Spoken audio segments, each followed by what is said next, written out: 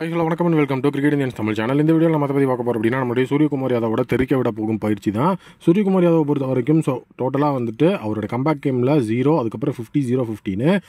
அவர் வந்து 2 தடவை வந்துட்டு ஒரு லோ ஸ்கோரும் 2 தடவை ஹை ஸ்கோரும் அடிச்சிருக்காரு. இப்போ மறுபடியும் வந்து ராஜஸ்தான் ராயல்ஸுக்கு எகெயின்ஸ்டாக 0-15ங்கிற அந்த ஒரு விஷயத்தை வந்துட்டு நம்ம போர்ட்ரே பண்ணுறோம் அப்படின்னா இந்த மேட்ச்சில் 0 தான் அவர் அடிப்பார் அப்படிங்கிற மாதிரி நிறைய இடத்துல வந்துட்டு ட்ரோல்ஸ் அப்படிங்கிறது வந்துட்டு இருந்தது. பட் அதெல்லாம் பொய்யாக்குற விதமாக சூரியகுமார் யாதவ் ப்ராக்டிஸில் ஒரு வேறு லெவல் விஷயத்தை வந்து பண்ணியிருக்காரு.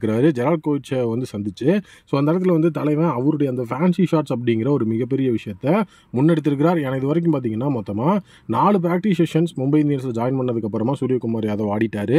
அந்த 4 ப்ராக்டிஸ் செஷன்லையும் பார்த்தீங்கன்னா அவர் பெருசாக வந்துட்டு அந்த ஃபேன்சி ஷாட்ஸ் அப்படிங்கிறத ஒரு மிகப்பெரிய லெவலில் அவர் வந்து கொண்டு போகலை. பட் ஆனால் வந்து இந்த தடவை அந்த ஃபேன்சி ஷாட்ஸ் அப்படிங்கிறத வந்துட்டு மீண்டும் வந்து எடுத்துகிட்டு வந்திருக்கிறார். ப்ளஸ் இன்னொரு விஷயம் என்ன அப்படின்னா அவர் எப்பெல்லாம் அந்த ஃபேன்சி ஷாட்ஸ் அப்படிங்கிறத கொண்டு வர்றாரோ அப்போல்லாம் அவருக்கு கன்கஷன் டெஸ்ட், அதாவது வந்து பார்த்தீங்கன்னா அந்த ஃபிட்னஸ் அப்படிங்கிற அந்த ஒரு விஷயத்தில் வந்து டெஸ்ட் எடுக்கணும் அப்படிங்கிறத நேஷனல் கிரிக்கெட் அகாடமி ஸ்ட்ரிக்டாக மும்பை இந்தியன்ஸ் கிட்ட சொல்லியிருக்காங்க. ஏன்னா national cricket academy fitness certificate கொடுக்கறதுக்கு டிலே பண்ணதுக்கான ரீசனு அவரோட ஃபேன்சி டெஸ்ட் அப்படிங்கிற மாதிரி அந்த ஷாட்ஸ் எல்லாம் ஆடும்போது அவருக்கு ஆங்கிள் ட்விஸ்ட் ஆகிறதுக்கான சான்சஸ் அதிகமாக இருக்குது. ரிஸ்க் ஃபேக்டர் இருக்கிறதுனால தான் அவரை வந்துட்டு ஒரு பெரிய லெவலில் அவங்க வந்து அந்த டிலே பண்ணது அவங்களுக்கு வந்து ஃபிட்னஸ் கொடுக்கறது.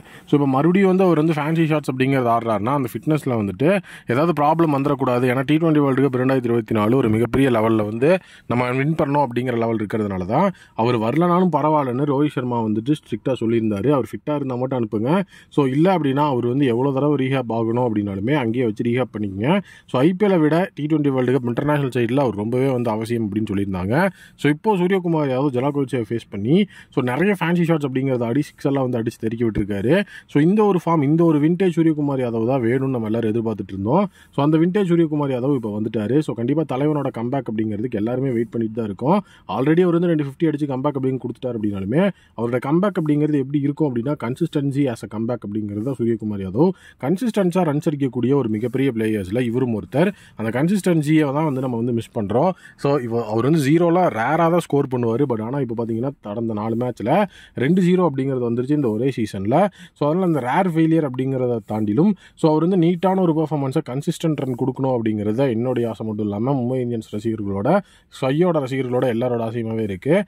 இப்போ ஜெரால்ட் கோவிச்சை வந்து ஃபேஸ் பண்ணதுக்கான ரீசனும் டோட்டலாக ராஜஸ்தான் ராயல்ஸ் கிட்ட சஹல் ஒரு ஸ்பின்னராக வந்துட்டு செமையாக இருக்காரு. பட் பேஸ் அட்டாக் அப்படின்னு பார்க்கும்போது அந்த இடத்துல நீட்டாக இருக்குது. அதனால் வந்துட்டு பேஸ் அட்டாக் அப்படிங்கிற விஷயத்தை வந்துட்டு கண்டிப்பாக நம்ம சரி பண்ணணும் அப்படிங்கிறதுக்காக தான் ஜெரால்ட் கோவிச்சையும் ஃபேஸ் பண்ணி அசத்தி இருக்கிறாரு நம்மளுடைய சூரியகுமார் யாதவ். அவருடைய இந்த ஒரு அருமையான ஒரு பர்ஃபார்மன்ஸின் மூலியமாக ராஜஸ்தான் ராயல்ஸுக்கு எகெயின்ஸ்டாக இன்னொரு 50 அப்படிங்கிறத அடிச்சு மாசா கம்பேக் கொடுத்தாருன்னா இன்னும் செமையாக தான் இருக்கும். உங்களுடைய ஒப்பீனியன் என்ன அப்படிங்கிறத கமெண்ட் செக்ஷனில் மறக்காம வந்து கமெண்ட் பண்ணுங்கள்.